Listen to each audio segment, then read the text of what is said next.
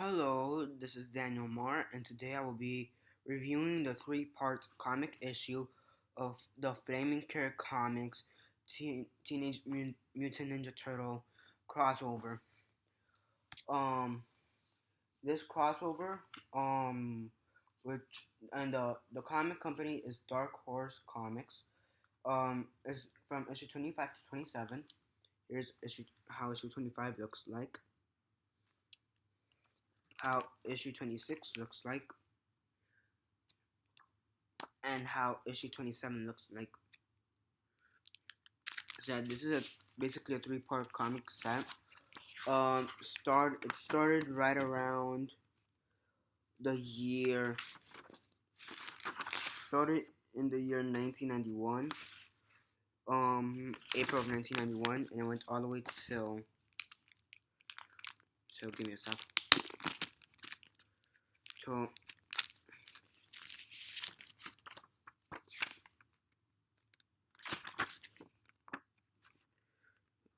year. It doesn't really say here the last comic. Can't find it. I'm gonna say also 1991, just because to be realistic, honestly.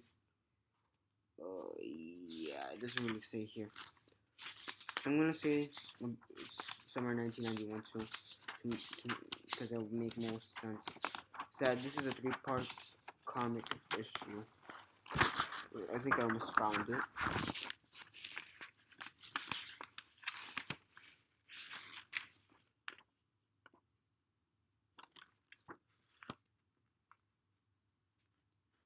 Well, I can't find it. Whatever. So, whatever. You guys already know it's a three-part issue. So, yeah. So, it starts off in issue 25 here. And basically, the plot of this issue, is that Raphael, one of the one with the red bandana, he's from the Ninja Turtles. He decides to go out after his other three brothers have been annoying the crap out of him. He goes out and he basically is trying to figure out what the definition of adult means, what being one is. He finds this one guy sitting on a roof, but then the guy gets up and his hand falls off, no blood, and he comes to the assumption of that guy's a robot. He follows the guy, and after a while, a bunch of more robots come and basically knock him out.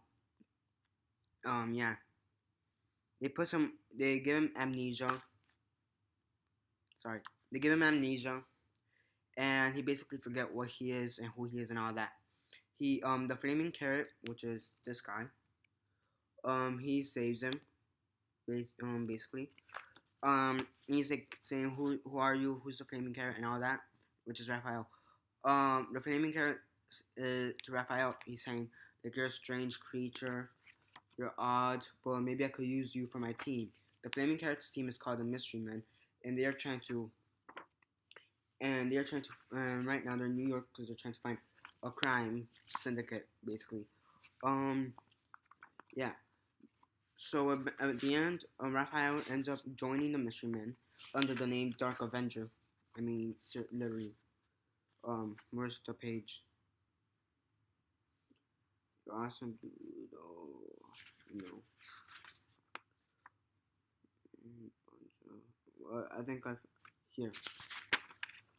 That's Raphael in his new costume. That line basically says purple. How they describe his outfit is purple pajamas, a black cape, and the sack will make a mask. And then Raphael was like, "Why does this say bread on it?" And then the carrot says, "Was from an ad. Here we put weird designs on your face with paint, and voila, the Dark Avenger." Raphael was like, "Lofty, lofty, is that who I am? The Dark Avenger, you madcap." How madcap. Again, so you could. It's the top two pictures. So yeah. And then he gives him plungers as his weapons, because at some point Raphael lost his size, and they go to this one crime scene with which these guys are going to give kittens to a bunch of crocodiles, and that's it. The comic ends there. In the second comic, issue 26, the three brothers figure out that Raphael went missing at some point. And then on the other side, the mystery men are trying to capture these bad guys who created zombies. I mean, literally. The best example for these zombies would be this one right here has his neck broken and he's still alive. Yeah. So someone made zombies basically, and at this point, nobody knows. Not the mystery men. They're just trying to figure it out.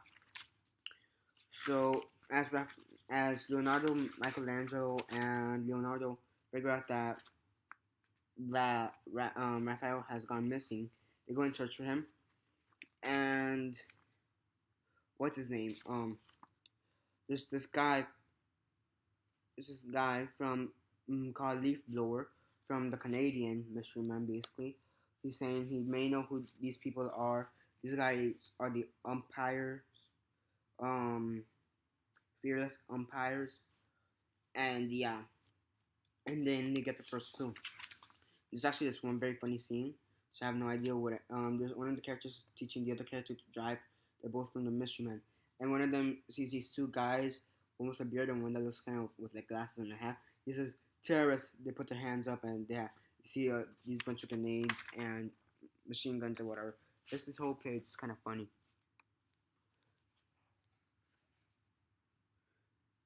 Yeah.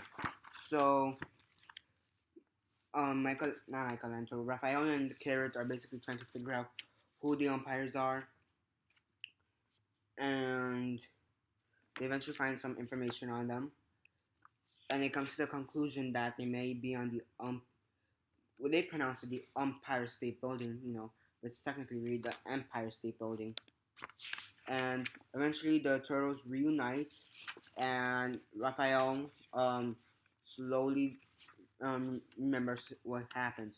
But before that, I skipped a part. Frankenstein said literally, um, as the leader of what's happening. Right there, you see him. He's the leader of this empire, or co-leader, so to speak. This other guy is actually leader.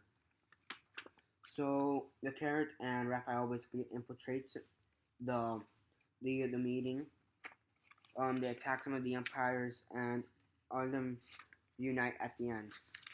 In the third one, issue 27, you see Raphael meeting up with the turtles, and him sort of remembering what has happened. What's revealed is that the umpires are hooking up rockets or nukes or something like that to the sorry for the angle right now to the Empire State Building, sorry, and they're basically they're gonna send it to the moon and then make like blow it up basically. So they again infiltrate the Empire State Building and they try to stop it basically. Um, they battle a couple of the umpires, all five of them, and at the end when they basically destroy the plan, they have to get up to the to the top of the tower and get to this hot air balloon. Or at least the Carrot does. Because there's gonna be an explosion because there's like a few grenades still trapped in there or something like that. From the plan, never gonna blow up the Empire State Building. So eventually the Carrot does make it to the hot air balloon. A couple of the umpires die, and Frankenstein's head, who at some point learned magic or knows magic, because he was stolen from a museum. He knows magic, so at the end, he's basically turned. He wants to be turned into. Wanted to be turned into Rudolph the Remorseful, but instead he's turned into Rudolph the Red-Nosed Ranger. Yeah. So yeah, if you guys notice my background has suddenly changed, it did. There's a bunch of mosquitoes all of a sudden where I was originally, so needed to move, come here, So yeah. Now, I'm gonna do the likes and dislikes, and all that too. Quick note: for all three comics, the three main people who did this were the art and story were by Bob Burden, editing and lettering Roxanne Starr, and assigned by Joe Pruitt.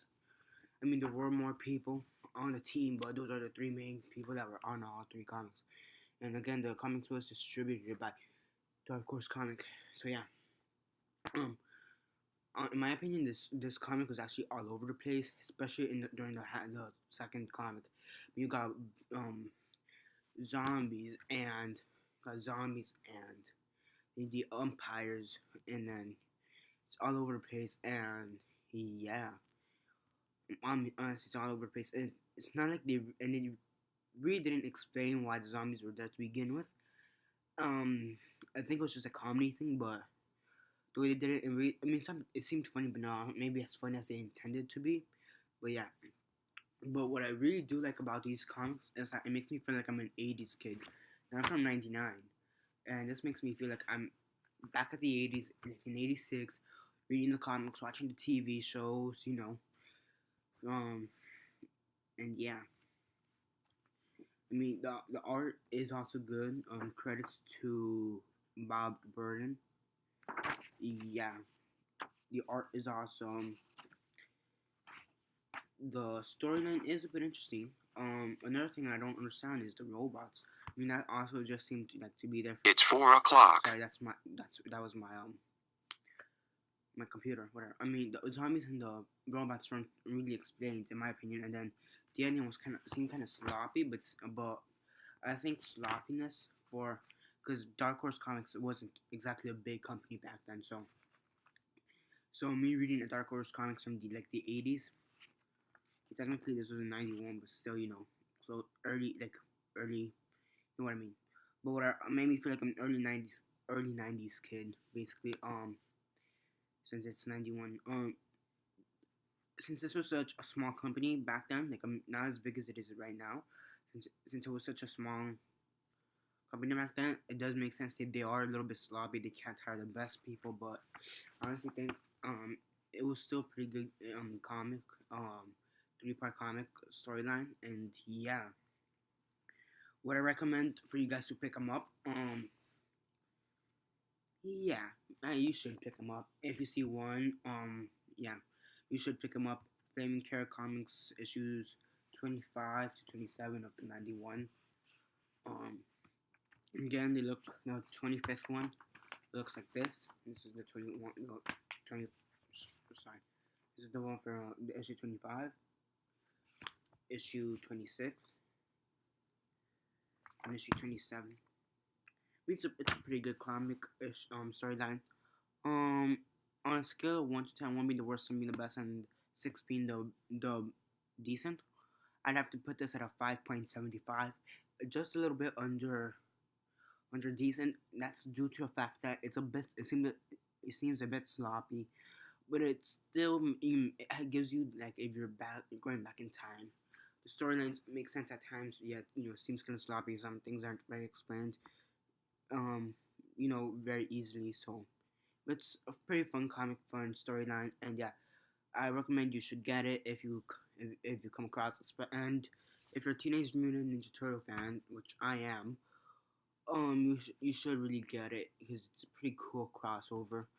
And yeah, so 5.75 is the rate. This is Daniel Mart. If you're new around here, please subscribe.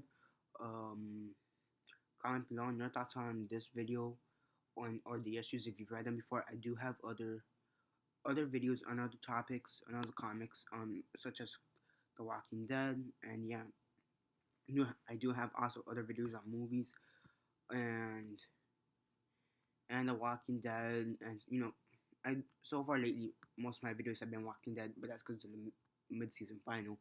But pretty soon, in a couple of weeks, I'd be doing other stuff. But lately I've been doing a lot of Walking Dead, but whatever. So yeah. Comment below. I do have other videos besides Walking Dead. Other movie reviews and other reviews and other things. And yeah, so that's practically it. You know, And yeah, that's it. Share this if you guys want. Share this on Instagram, MySpace, Facebook, Twitter, and Vine if you guys want. You know. And yeah, this is Daniel Moore, and goodbye.